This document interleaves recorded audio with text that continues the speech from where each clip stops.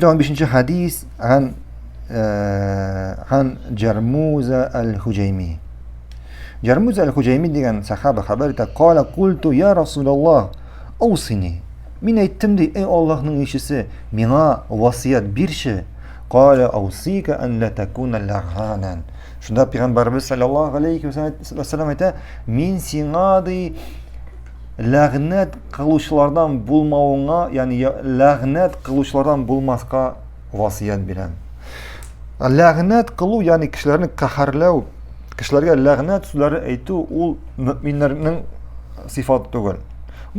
Bu sıfat müminlerge karşı kela. Şuna göre bugün günde en kübü bu xarga kimlerlege birbirine lağnet kılı meselesinde, birbirine kaharlav meselesinde. Ir bilen xotinlarga. Allar bir-birisinden to'g'asha boshlagandan so'ng eshittirga to'g'ri kela, bir-birisine la'nat qila boshlar, bir-birisini qaharlay boshlar. Shulay ani bolalarına oshlangandan so'ng bolalarin qaharlay boshlar. Subhanallah, bu bir qo'rqinish amal. Ko'pmi eshittirga to'g'ri keldi, ani bolasına nindir qahar so'zlar ayta, masalan, shu qilib qoldi, endi birinsa bo'lsin senman deb, shundan uzoqda vaqt o'tmay shu bola bilan bir narsa bo'ladi. Shunga ko'ra bir-birini qaharlarga kerak tugul, la'nat so'zlari aytirga kerak tugul.